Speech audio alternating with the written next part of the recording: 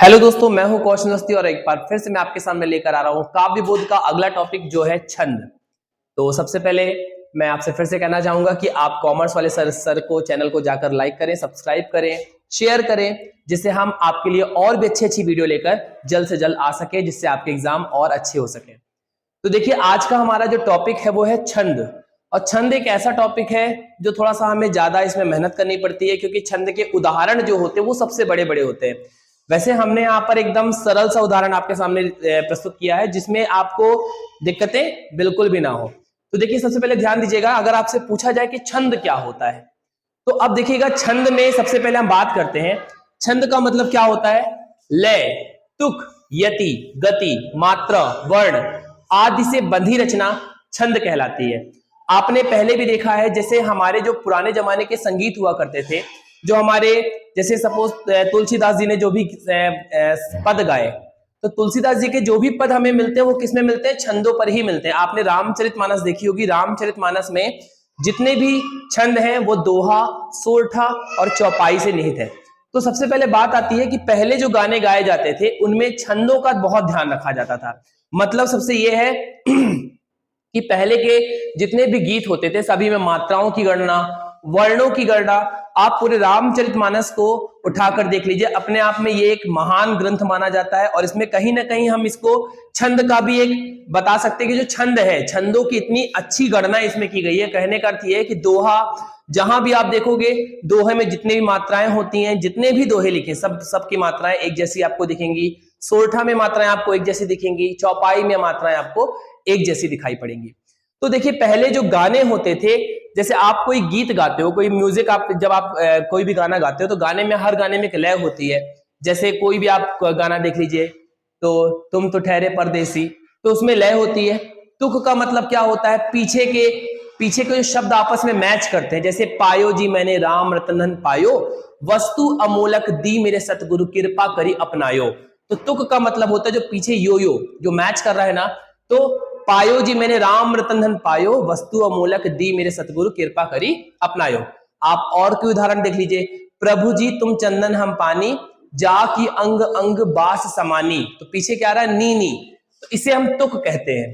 तो लय का मतलब हर गाने की एक लय होती है, तुक होती है। यति का मतलब होता है ठहराव। जैसे कोई भी गाना गाते हैं, पायो जी मैंने राम रतन धन पायो। अब ये क्या हुआ? यहां मैंने आपको क्या बताया? यति। इसके बाद फिर गाना स्टार्ट होगा, वस्तु अमोलक दी मेरे सदगुरु। तो अब यहां पर क्या हुआ? बीच में एक ठहराव आया, उसे ही हम कहते हैं यति या विराम। तो पायो जी मैंने राम रतन धन पायो, इसमें हो गया। गति का मतलब होता है कि हर गीत में एक स्पीड होती है, तो उस स्पीड का भी ध्यान दिया जाता है। तो आज के जितने भी संगीत होते हैं उनमें ना मात्राओं की गणना होती है, ना वर्णों की गणना होती है। पर प्राचीन काल में जो जितने भी छंद, जितने भी गीत लिखे जाते थे, उनमें यह ध्यान दिया जाता था कि उनमें मात्राएं एक जैसी होनी चाहिए। मात्राएं नहीं तो वर्णों की संख्या एक जैसी होनी चाहिए। जैसे आपके सामने उदाहरण दिया है, ऊंचे घोर मंदिर के अंदर रहन वाली, ऊंचे घोर मंदिर के अंदर रहाती है। तो यहां पर बात आती है कि इसमें खास बात पता है क्या है? इसमें खास बात यह है कि ये एक वार्णिक छंद है। यहां पर इन दोनों लाइन को मिलाकर के 31 वर्ण होते हैं। इन दोनों लाइन को मिलाकर के भी 31 वर्ण होते हैं। और ये अपने आप में एक बहुत अच्छी बात है, क्योंकि हम सोचते हैं ना कि हम कोई भी सेंटेंस अगर बना रहे हैं, अब उन्होंने अपनी बातें भी कह दी और उन बातों में इस बात का ध्यान भी दिया कि 31 वर्ण से 32 वर्ण ना होने पाए। तो यहां पर सबसे मेन बात होती है कि वर्णों की गणना। तो आपके कोर्स में जो छंद है वो कौन कौन से? कवित्त है, सवैया है, सवैया में दुर्मिल सवैया, मत्त गेंद सवैया और सोरठा छंद। तो अब यहां पर ध्यान दीजिए, हम एक एक क्रम से आगे की तरफ वीडियो में बढ़ते जाएंगे। तो सबसे पहले आपको छंद समझ में आ गए होंगे कि छंद क्या होता है। तो एक तरह से हम कह सकते हैं कि संगीत का जो पूरा सिस्टम है वो छंदों पर ही आधारित है। आज के संगीत का नहीं, प्राचीन काल में। अब तो ऐसा है कि सब मुक्त छंद हो गए, ना मात्राओं की गणना होती है, ना वर्णों की गणना होती है। तो लय, तुक, यति, गति, मात्रा, वर्ण आदि से बद्ध रचना या आदि से बंधी हुई रचना जो होती है वो छंद कहलाती है। अब देखिएगा, तो यहां पर अब बारी आती है कि मात्रिक छंद, वार्णिक छंद। हम छंद के प्रकार की अगर बात करें तो छंद दो प्रकार के होते हैं। छंद के अब पेपर में आपके या ऑब्जेक्टिव में भी आ सकता है कि छंद के कितने प्रकार होते हैं। तो आप बताइए, छंद के कितने प्रकार होते हैं? तो छंद दो प्रकार का होता है। फिर एक ऑब्जेक्टिव आपसे ये पूछा जा सकता है कि बताइए मात्रिक छंद क्या होते हैं, या फिर आपसे बोला जाएगा कि वे छंद जहां मात्राओं की गणना की जाए खाली स्थान छंद कहलाते हैं। तो आपको आंसर में क्या लिखना है, जहां मात्राएं गिनी जाएंगी उन्हें हम मात्रिक छंद कहेंगे, और जहां वर्ण का मतलब अक्षर गिने जाएंगे, अक्षर कैसे 1 2 3 4 5 6 7, जब अक्षर गिने जाएंगे तो हम उसे कहते हैं वार्णिक छंद। तो मात्रिक छंद वो होते हैं जहां मात्राओं की गणना की जाए। तो एक बात आप याद रखिएगा, जो आपके कोर्स में मात्रिक छंद है वो कौन सा छंद है, सोरठा। सोरठा जो है वो आपके कोर्स में है, तो पेपर में सोरठा को जरूर ध्यान दीजिए कि आपको आपके सामने पूछा जा सकता है कि बताइए कवित्त, सवैया और सोरठा में मात्रिक छंद कौन सा है, तो सोरठा मात्रिक छंद है। और वार्णिक छंद की बात की जाए तो जहां वर्णों की गणना की जाती है उसे हम वार्णिक छंद कहते हैं। वर्णों की गणना का अर्थ क्या हुआ, जहां मैंने आपको बताया ना कि वर्ण गिने जाते हैं 1 2 3 4 5 6 7, तो वर्ण गिनने का डायरेक्टली आप अक्षर गिनना जब स्टार्ट करते हो तो वो वार्णिक छंद कहलाते हैं। तो आपके कोर्स में वार्णिक छंद कौन कौन से हैं, कवित्त और सवैया। कवित्त और सवैया दोनों ही वार्णिक छंद हैं। तो अब यहां पर ध्यान दीजिएगा, सबसे पहले बात आती है, तो आपको छंद समझ में आ गया, लय तुक यति गति मात्रा वर्ण आदि से बंधी रचना छंद कहलाती है। छंद दो प्रकार के होते हैं, मात्रिक और वार्णिक। जहां मात्राएं गिनी जाए वो मात्रिक छंद है, जहां वर्ण गिने जाते हैं उन्हें वार्णिक छंद कहा जाता है। तो मात्रिक छंद का उदाहरण कौन है, सोरठा, जो आपके कोर्स में अभी है 12th क्लास में एमपी बोर्ड। वार्णिक छंद में दो हैं, कवित्त और सवैया। तो अब देखिएगा वार्णिक छंद में हमें इस बात का ध्यान रखना पड़ता है, या माता राजभान सलगा। तो वैसे आपको पेपर में कुछ सवैया छंद में जैसे आपको बताना पड़ेगा, तो जैसे इसमें क्या होता है, यगड़ मगड़ तगड़, देखिए कैसे लिखा गया है, या माता राजभान सलगा, या माता राजभान सलगा।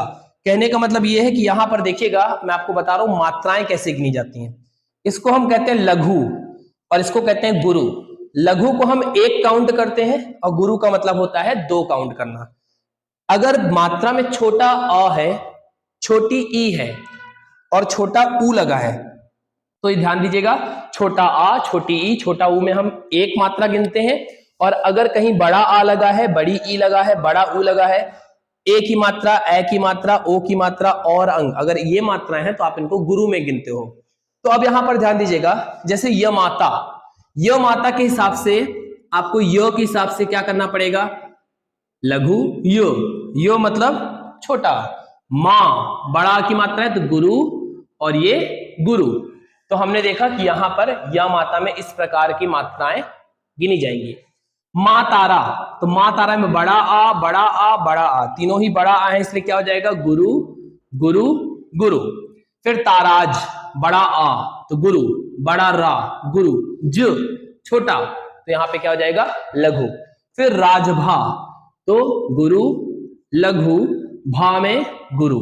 जभान में क्या होगा, लघु, फिर बड़ा आ की मात्रा है तो गुरु, फिर न छोटा ना मतलब छोटा आ की मात्रा, तो छोटा की मात्रा में क्या हो गया, लघु गुरु लघु। ये बन गया आईएसआई यूनिट, है ना, आईएसआई मात्रक। अब देखिए भगड़ में क्या होता है, भानस का मतलब गुरु लघु लघु।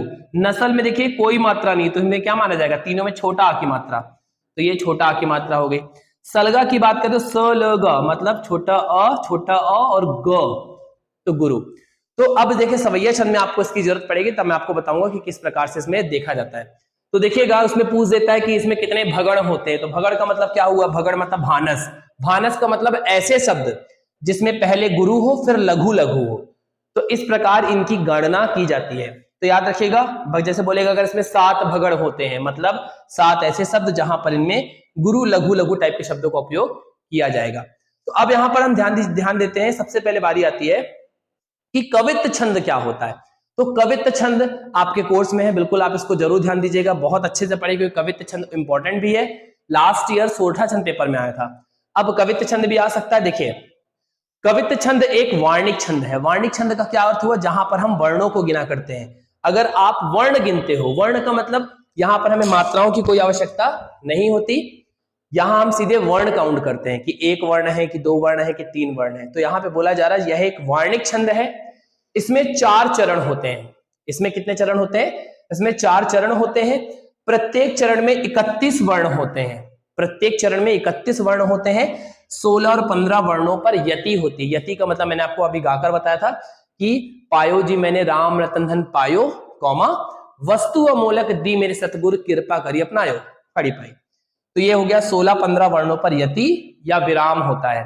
तो अब यहां पर ध्यान दीजिएगा, प्रत्येक चरण का अंतिम वर्ण गुरु होता है। जैसे आपने कबीरदास जी के दोहे सुने, दोहे में भी ऐसे ही होता है कि दोहा में मात्राएं गिनी जाती हैं, ऐसे यहाँ पर क्या गिने जाते हैं, वर्ण। तो ये ऑब्जेक्टिव में बिल्कुल आ सकता है कि कवित्त छंद क्या है, एक वार्णिक छंद है। ये ध्यान रखने वाली बात है, कवित्त छंद कौन सा छंद है, वार्णिक छंद है। ये बिल्कुल आप अच्छे से याद रखना। और सबसे इंपॉर्टेंट, ये तो कई बार पूछा गया कि कवित्त छंद में कितने वर्ण होते हैं। ये दोनों शब्द तो आपको बिल्कुल भूलना ही नहीं है, क्योंकि कवित्त छंद में प्रत्येक चरण में 31 वर्ण होते हैं। मतलब आप, अगर मैं काउंट करके अभी आपको दिखाता हूं, 31 यहां पर अल्फा, हिंदी में क्या कहेंगे, वर्ण अक्षर होंगे यहाँ पे। 16-15 पर कॉमा देखोगे आप कि पहला, जैसे एक लाइन जब कंप्लीट होती है तो 16 वर्ण पर पहला कॉमा लगता है और 15 वर्ण पर खड़ी पाई। फिर लिखा है प्रत्येक चरण का अंतिम वर्ण गुरु होता है। तो गुरु से मतलब ये है, यहाँ पर गुरु का मतलब जो आखिरी का अक्षर होगा वो हमेशा या तो बड़ा आ के रूप में होगा, बड़ी ई, उ, ए, ओ, औ, अंग, ऐसी मात्राएं लगी होंगी। लास्ट का अक्षर कभी भी छोटा आ पे, छोटी ई पे, छोटा ऊ पे खत्म नहीं होगा। तो याद रखिएगा, अंतिम वर्ण यहां पर क्या होता है, गुरु। देखिए, वारी है, करे है, तो इसका मतलब यहां पे बड़ी की मात्रा है, फिर ए की मात्रा है। तो यहां पर ध्यान दीजिएगा अच्छे से।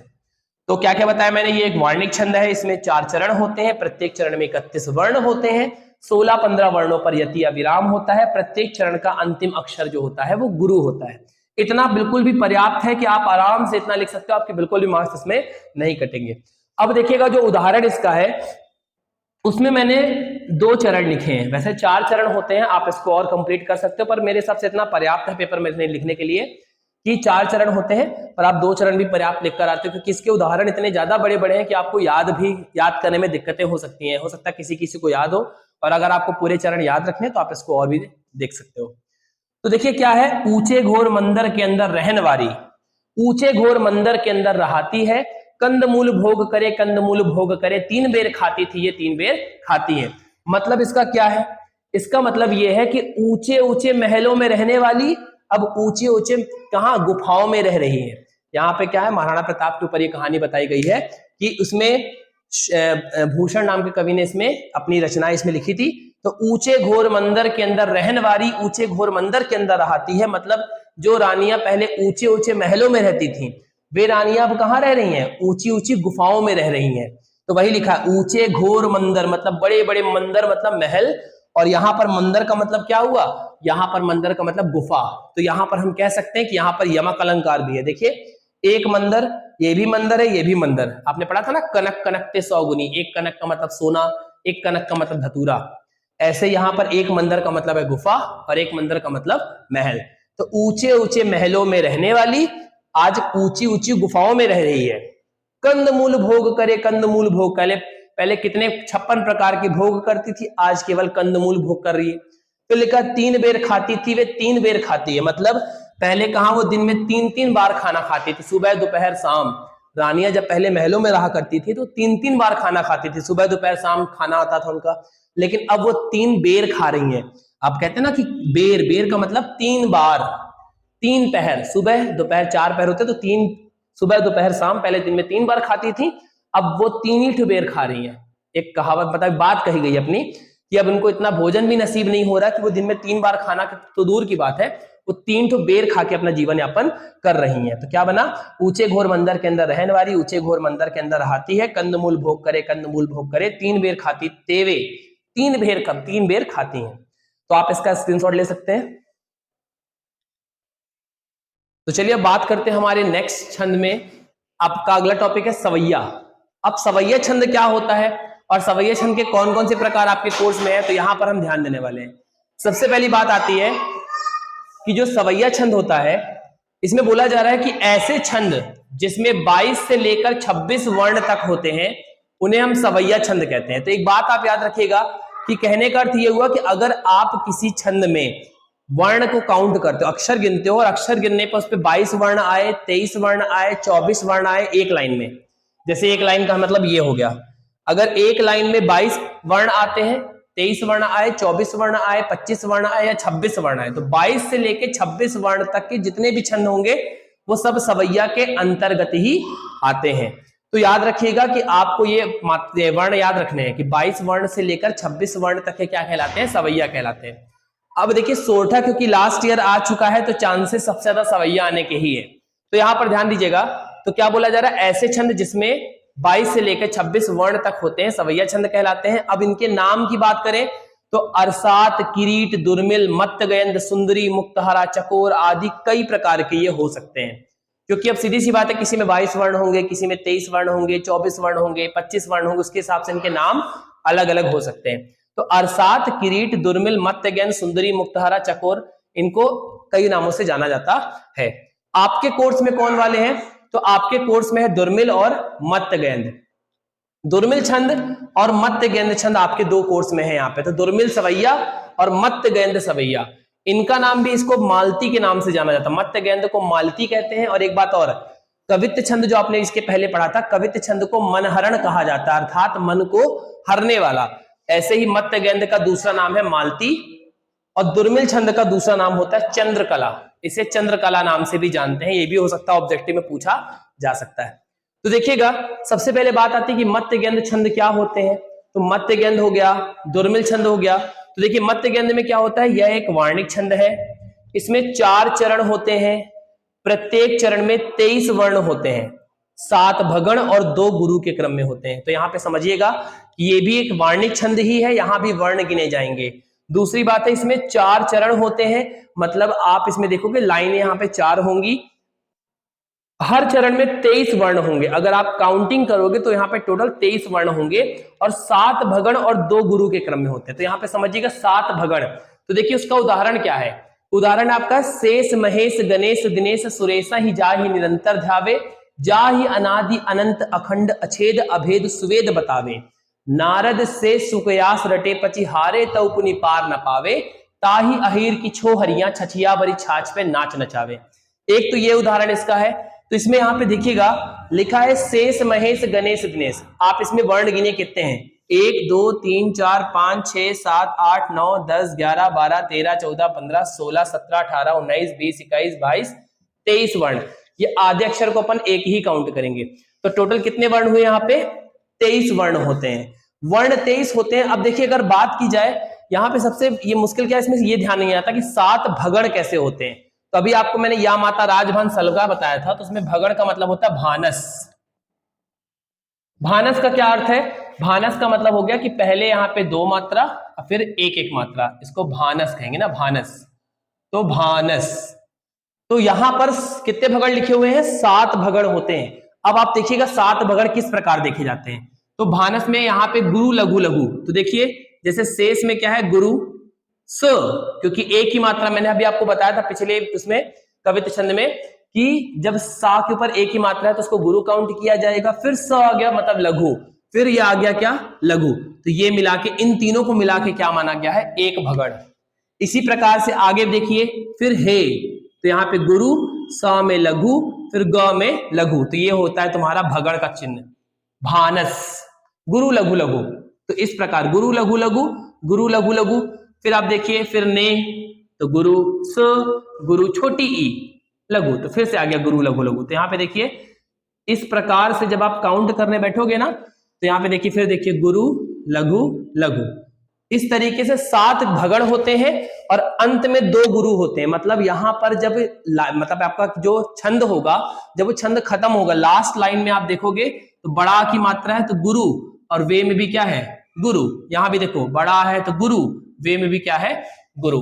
तो यहां पर आप भगड़ समझ गए होंगे, भगड़ किस प्रकार गिने जाते हैं। तो इस प्रकार हम गिनते हैं कि यहाँ पे गुरु लघु लघु, गुरु लघु लघु, गुरु लघु लघु। इस प्रकार से हर चरण में 7 भगड़ देखने को मिलते हैं, इसमें 7 भगड़। ठीक है, तो आपने यहाँ पे क्या देखा, ये पेपर में आता है और ये मेरे पेपर में भी ऑब्जेक्टिव में आ चुका था। जब मैं पढ़ता था तो मेरे टाइम पे भी ये ऑब्जेक्टिव में आया था कि मत्तगयंद सवैया में खाली भगड़ की संख्या खाली स्थान होती है।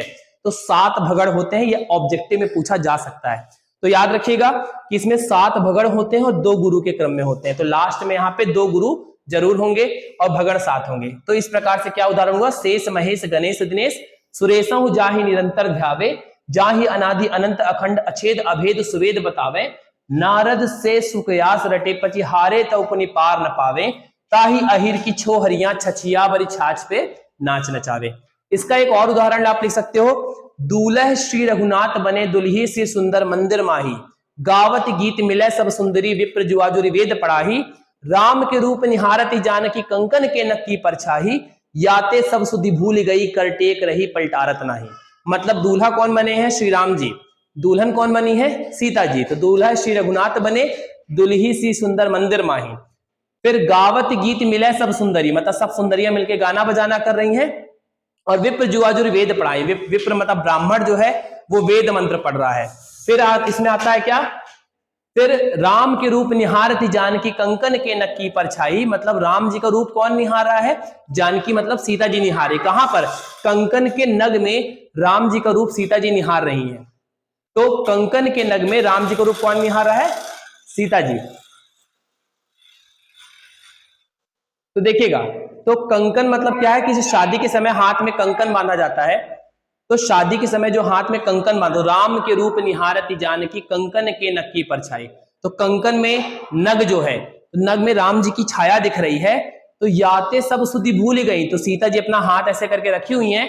तो याते सब सुधि भूल गई, जब उन्होंने राम जी का चेहरा देखा तो इतना खूबसूरत चेहरा था उनका, राम जी का चेहरा था कि वो अपनी सुध भूल गई। कर टेक रही, कर मतलब अपना हाथ वो ऐसे टेक करके बैठी हैं और हाथ को पलटारत नहीं, मतलब पलटा नहीं रही हैं। तो दूल्हा श्री रघुनाथ बने दुल्ही से सुंदर मंदिर माही, गावत गीत मिले सब सुंदरी, विप्र जुआजुरी वेद पढ़ाही, राम के रूप निहारती जानकी कंकन के नक्की परछाही, याते सब सुधि भूल गई कर टेक रही पलटारत नहीं। आप ये उदाहरण, अगर आपको ये याद ना हो, नहीं हो रहा है, तो आप ये उदाहरण भी आप कॉपी में लिख सकते हैं। तो देखिएगा, दुर्मिल छंद में क्या बताया गया? दुर्मिल छंद भी क्या है? एक वार्णिक छंद है। इसमें 4 चरण होते हैं। देखो ये लाइन सब में कॉमन है, 4 चरण होते हैं। ये वार्णिक छंद है क्योंकि दोनों ही सवैया के उदाहरण है। फिर लिखा प्रत्येक में 23 वर्ण होते हैं, जबकि यहां पर प्रत्येक में 24 वर्ण होते हैं। तो पेपर में ऑब्जेक्टिव में आ सकता है कि दुर्मिल सवैया में कितने वर्ण होते हैं? तो दुर्मिल सवैया में 24 होते हैं और मत्स्य गंध में वर्ण की संख्या 23 होती है। इसमें 8 सगण होते हैं। अब आपको, मुझे नहीं लगता कि आपको दिक्कत होगी सगण कैसे काउंट करना। सगण का मतलब सलगा, सगण का मतलब होता है सलगा। तो सलगा का क्या अर्थ हुआ? लघु, लघु, गुरु। तो यहां पर जब आप गिनने बैठोगे, सब बात गई, या चलो मैं नीचे गिन के दिखाता हूं। मन मीत, तो म लघु, न लघु, मी में बड़ी की मात्रा है तो गुरु। ये हो गया पहला सगण, सलगा। ये हो गया आपका पहला सगण। फिर देखिए मनमी, तो में आया, देखिए ये लघु, लघु, फिर आ गया क्या? गुरु। तो ये है आपका दूसरा सगण। इस तरीके से इसमें 8 सगण के क्रम में होते हैं, मतलब लाइन से आप गिनोगे पूरा अंत तक 8 सगण आपको देखने को मिलेंगे। तो यह एक वार्णिक छंद है। इसमें 4 चरण होते हैं, प्रत्येक चरण में 24 वर्ण होते हैं और वर्ण 8 सगण के क्रम में होते हैं। तो देखिए क्या हुआ इसका उदाहरण। सब बात गई जब रात गई, कल की मत बात करो बहना, कहते कंगना चुप ही रहना, अब प्रीत छुपाकर है रहना, चुनरी सर के मनवा बहके, चुड़िया खन के झुमका पहना। आप वो पेपर में लिख के मत आना कि बिंदिया चमके चूड़ी खन के लौंग मारे रसकारे, ये उदाहरण अलग है। तो चुनरी सर के मनवा बहके, चुड़िया खन के झुमका पहना, मन मीत मिला मन फूल खिला, यह प्यार बना तन का गहना, यह प्यार बना तन का गहना। तो ये आप ध्यान दीजिएगा, इसके उदाहरण थोड़े बड़े बड़े जरूर हैं, बट अगर आप थोड़ा ध्यान से पढ़ोगे तो ये बड़े आसानी से याद भी हो जाएंगे, और याद होंगे, ऐसे याद होंगे कभी जिंदगी में भूलेंगे भी नहीं। तो ये उदाहरण हो गया किसका? मत्स्य गंध का। तो मत्स्य गंध में मैंने आपको एक और उदाहरण बता दिया। आपको राम को रूप निहारती जानकी तो याद ही है, बस स्टार्टिंग की 2 लाइन आपको और याद करनी है, दूल्हा श्री रघुनाथ बने वाली। तो ये देखिए आपका हो गया क्या? आपका सवैया छंद। एक बात और मैं आपको बता दूं, कभी कभी पेपर में ऐसे भी आ जाता है कि मत्स्य गंध नहीं पूछा जाएगा, ना दुर्मिल पूछा जाएगा, आपसे पूछ देगा कि सिर्फ सवैया छंद को समझाओ कि सवैया छंद क्या होता है, इसका उदाहरण क्या है। तब फिर आपको क्या करना पड़ेगा? आपको ये परिभाषा लिखनी पड़ेगी कि इसमें ऐसे छंद जिसमें 22 से लेकर 26 वर्ण तक होते हैं, सवैया कहलाते हैं, और इनके ये प्रकार होते हैं। अब उदाहरण की बात है तो उदाहरण में आप फिर यहाँ पे फ्री हो जाते हो कि आप कोई भी उदाहरण इसका लिख सकते हो, ये वाला भी लिख सकते हो, ये भी लिख सकते हो, और जो मैंने आपको राम के रूप निहारती जानकी वाला बताया वो भी आप बता सकते हो। तो आप इसका स्क्रीनशॉट लीजिए, कॉपी में लिख भी जरूर लीजिएगा इसको, केवल स्क्रीनशॉट लेके रखे मत रहे, क्योंकि एग्जाम टाइम में आप कॉपी में लिखे होगे तो आपको जल्दी याद होगा ये चीज। आप जल्दी से स्क्रीनशॉट ले लीजिए, मैं आपको सोठा छंद बताता हूँ। तो देखिए अब हम आगे बढ़ते हैं। सोरठा छंद, ये हमारा लास्ट छंद है। और जो मैंने इसके पहले अभी आपको क्या बताया, मत्त गेंद छंद बताया। तो मैंने आपको मत्त गेंद में एक उदाहरण दिया था, तो अगर आपको वो याद नहीं हो रहा है तो आप उसकी जगह पे ये उदाहरण भी आप देख सकते हो। इसमें आपको 2 लाइन तो पहले से ही याद है, बस आपको 2 लाइन ही याद करनी पड़ेगी, इसलिए मैंने ये उदाहरण आपको फिर से समझा दिया, बता दिया। तो अब आपका काम बनता है कि आप इस चीज को याद करें। तो अब देखिए एक छंद और बचा है, सोरठा छंद। सोरठा छंद क्या है? तो सोरठा एक मात्रिक छंद है। देखिए अभी तक आप जो भी पढ़ रहे थे वो वार्णिक छंद थे। कवित्व भी वार्णिक था, मत्त गेंद भी वार्णिक था, सवैया वार्णिक है, दुर्मिल वार्णिक है, लेकिन सोरठा जो है वो मात्रिक छंद है। और लास्ट ईयर पेपर में क्योंकि आ चुका तो चांसेस कम है, और सबसे सरल यही है। यह एक मात्रिक छंद, इसमें 4 चरण होते हैं। यह दोहा छंद का उल्टा है। यह भी ऑब्जेक्टिव पूछ सकता है कि सोरठा किसका उल्टा है, तो सोरठा दोहे का उल्टा है। इसमें क्या होता है, पहले तीसरे चरण में 11-11 मात्रा होती है, जबकि दोहा में क्या होता है, पहले और तीसरे में 13-13 मात्रा होती है। इसमें दूसरे और चौथे में 13-13 होती है, जबकि दोहे में 11-11 होती है। मतलब उल्टा कर दीजिए आप इसमें। तो ये सोरठा में क्या होता है, पहले तीसरे चरण में 13-13 मात्रा, और पहले तीसरे चरण में 11-11 मात्रा, और दूसरे और चौथे चरण में 13-13 मात्राएं होती है। तो यहां पर मात्राएं गिनी जाती, जैसे अभी तक आप क्या कर रहे थे, अक्षर गिन रहे थे ना, कि 1 2 3 4 5 6 7 8 9 10 11 12 13 14 15 16 17 18 19 20 21 22 23। 23 मतलब ये हुआ मत्त गेंद। और अगर यहाँ पे 24 वर्ण होते तो ये क्या होता, फिर ये होता दुर्मिल। तो एक बात आप जरूर याद रखिएगा, इसमें मात्राएं जो इधर उधर अगर आप करोगे ना, जैसे सीए को आप अगर सीए लिख देते हो तो फिर वो गलत हो जाएगा। गलत वो इसलिए हो जाएगा क्योंकि मैंने आपको जो भगड़ मगड़ बताया, आपको भगड़ और सगड़, सगड़ भगड़ भी क्या हो जाएगा, फिर दिक्कत हो जाएगी। उनमें जो आपको बताया गया ना कि 8 भगड़ होते हैं या 7 भगड़ होते हैं, तो वो चीजें फिर आप कंफ्यूज हो जाओगे इसमें। तो मात्राएं जो है वो बिल्कुल एज इट इज ऐसी ही रहनी चाहिए, इस बात का आपको ध्यान रखना है, क्योंकि छंदों में मात्रा और वर्ण बहुत बहुत जरूरी हैं। तो इनमें आप बदलाव नहीं करेंगे, तो यहाँ पे ध्यान दीजिएगा। तो सबसे पहले बात करते हैं क्या, तो ये एक मात्रिक छंद है, 4 चरण होते हैं। देखिए 4 चरण कौन कौन से, जानी गौरी अनुकूल सिय हिय हरस न जाई कही, मंजुल मंगल मूल बाम अंग फरकन लगे। अब ये भी रामचरितमानस से लिया गया है, सोरठा है। अब आपको मात्राएं गिननी है, जैसे तो देखिए जानी गौरी अनुकूल सिय हिय हरस न जाई कही। तो जानी में बड़ा की मात्रा है, मैंने बोला था ना, छोटा आ, छोटी ई और छोटा ऊ, इनको आप लिखोगे लघु, बाकी में लगाओगे गुरु। तो जानी, तो यहां पे हो जाएगा गुरु। फिर नी छोटी, तो क्या आएगा, लघु। गौ, औ की मात्रा है तो गुरु। फिर री छोटी है तो लघु। फिर अ लघु, नु लघु, कु गुरु, ल लघु। तो 2 1 3 2 5 1 6 1 7 1 8 2 10 और 1 11। इसका मतलब पहला कॉमा यहां पर लगेगा, क्योंकि लिखा ना पहले चरण में 11 मात्रा। तो जानी गौरी अनुकूल, इसके बाद शुरू होता है सी ही हरस न जाई कही, माना छोटी की मात्रा तो लघु, या में लघु, छोटी है लघु, या में लघु, ह में लघु, र में लघु, सु में लघु, ना में लघु, जा में गुरु, ई छोटी तो लघु, क ही। तो यहां से कॉमा के बाद गिनिए 1 2 3 4 5 6 7 8 9 10 11 12 13। तो यहां से लेकर के यहां तक कितनी है, 13 मात्रा, जबकि यहां से यहां तक कितनी पड़ती हैं, 11 मात्रा। तो पहला चरण में 11, तीसरे चरण में 11। तो मंजुल मंगल मूल बाम अंग फरकन लगे। तो मंजुल मंगल मूल, तो अंक की बिंदी है तो गुरु लघु लघु, अंक की बिंदी है गुरु लघु लघु, बड़ाऊ गुरु लघु। 2 1 3 1 4 2 5 1 6 1 7 2 9 और 1 10। 1 मिनट, 2 1 3 1 4 4 2 6 1 7 1 8 2 10 और 1 11, ये हो गई 11 मात्रा। तो आप मात्राएं इसके अनुसार लगाएंगे तो आपको इसमें किसी प्रकार की दिक्कतें नहीं होंगी। तो बस आपको ये याद रखना कि छोटा आ, छोटी ई और छोटा ऊ में लघु लगेगा, बाकी सभी में आपको क्या लगाना है, गुरु लगाना। इस प्रकार से यहाँ पर 11, यहाँ पे क्या मात्रा निकलेंगे आपकी 13। तो पहला चरण 11, तीसरा चरण 11, दूसरा और चौथा चरण क्या हो गया, 13-13। इस प्रकार से आपके 12th क्लास में जितने भी छंद थे मैंने आपको बता दिए। बस अब आपका काम है इनकी तैयारी करना। और जरूर आप इस वीडियो को शेयर करें, लाइक करें, सब्सक्राइब करें, चैनल को जरूर देखें और अपने दोस्तों को भी शेयर करें, जिससे आपके साथ साथ आपके दोस्तों का भी भला हो जाए। तो सबसे अब मिलते हैं हम नेक्स्ट वीडियो में, तब तक के लिए bye, all the best, thank you.